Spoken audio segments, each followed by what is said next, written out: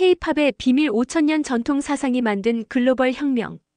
1회 왜 하필 한국이었을까? 안녕하세요. 대추나무골 이초시입니다. 새로운 영상 K-팝의 비밀에 오신 것을 환영합니다. 먼저 하나의 질문으로 시작해 보겠습니다. 2018년 한 사업가가 BTS의 미국 빌보드 1위 소식을 보며 이런 생각을 했습니다. 도대체 왜 한국일까? 왜 다른 나라가 아니라 한국에서 이런 일이 일어나는 걸까?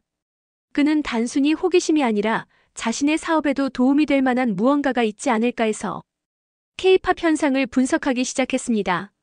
그리고 6년이 지난 지금 그의 분석은 놀랍도록 정확했던 것으로 판명되었습니다.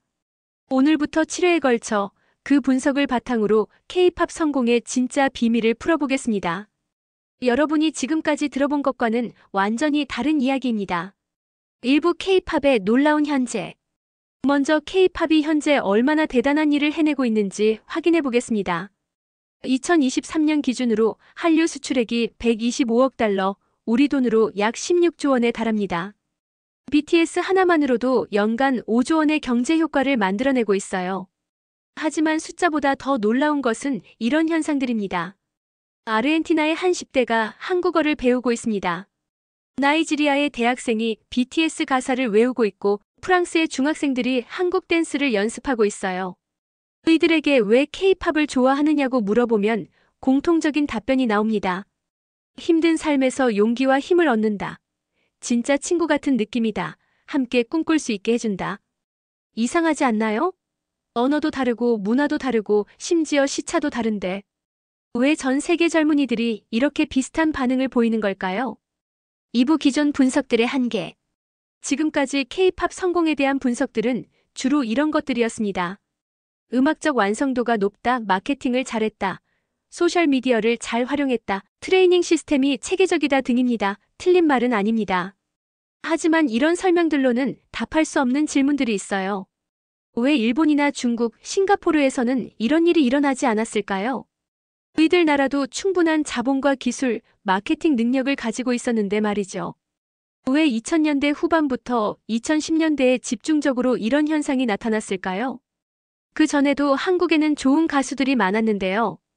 그리고 가장 중요한 질문, 왜 전 세계 젊은이들이 이렇게 열광적으로 반응하는 걸까요? 단순히 음악이 좋다는 것만으로는 이 정도의 문화적 현상을 설명할 수 없습니다. 2018년 그 사업가는 이런 기존 분석들을 보면서 뭔가 핵심을 놓치고 있다는 생각을 했습니다. 표면적인 요소들만 보고 있지 정작 근본적인 이유를 찾지 못하고 있다는 거죠. 3부 새로운 관점의 제시. 그래서 그는 완전히 다른 각도에서 접근해 보기로 했습니다. K-팝의 성공 원인을 한국의 문화 코드에서 찾아보자는 것이었어요. 구체적으로는 이런 가설을 세웠습니다. K-팝의 글로벌 성공은 한국 전통 사상에 뿌리를 둔 독특한 문화 코드가 현대적으로 발현된 결과이며 이것이 전 세계 젊은 세대들이 무의식적으로 갈망하던 가치와 부합했기 때문이다. 좀 어려워 보이죠? 쉽게 말하면 이런 뜻입니다. 한국에는 다른 나라에는 없는 특별한 문화적 DNA가 있다. 그 DNA가 K-팝을 통해 현대적으로 표현되었을 때 전 세계 젊은이들이 아, 이거야. 내가 찾던 게 바로 이거야. 라고 반응했다는 것입니다. 그럼 그 특별한 DNA가 뭘까요? 첫 번째는 홍익인간 사상입니다. 널리 인간을 이롭게 하라는 단군 신화의 건국 이념이죠. 이것이 K-팝에서는 어떻게 나타날까요? 모두가 주인공이라는 협업 시스템으로 발현됩니다. 두 번째는 인내천 사상입니다. 동학의 사람이 곧 하늘이다라는 평등 철학이 K-팝에서는 아이돌을 단순한 상품이 아닌 인격체로 대우하는 문화로 나타납니다. 세 번째는 의병 정신입니다. 자발적으로 참여해서 가치를 수호하는 전통이 아이돌은 의병장이 되고 아미 같은 팬덤 문화로 계승되었다는 것이죠. 4부 이 시리즈에서 다룰 내용. 앞으로 6회에 걸쳐 이 가설을 하나씩 검증해 보겠습니다. 다음 영상에는 한국 가요사를 통해 K-팝이 어떻게 탄생했는지 알아보겠습니다.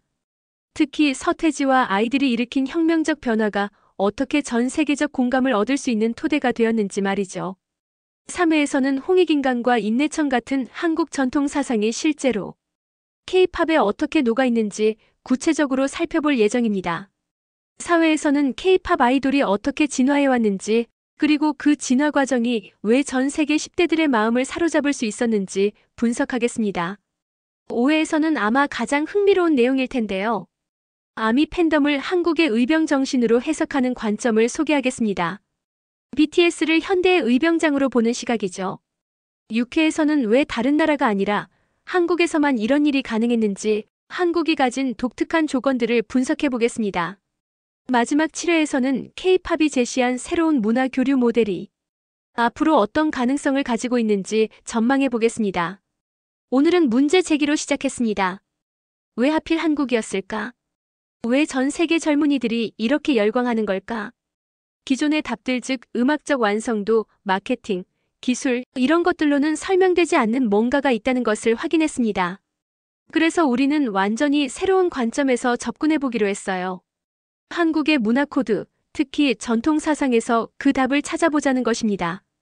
다음 주에는 서태지와 아이들이 1992년에 무슨 일을 했길래 그것이 30년 후 BTS의 글로벌 성공까지 이어질 수 있었는지 알아보겠습니다. 혹시 여러분도 K-팝을 좋아하신다면 이번 주에는 한번 생각해 보세요. 정말 음악이 좋아서일까요? 아니면 그 속에 담긴 어떤 특별한 메시지나 가치 때문일까요? 다음 시간에 2회 서태지가 바꾼 것 경쟁에서 협업으로로 찾아뵙겠습니다. 감사합니다.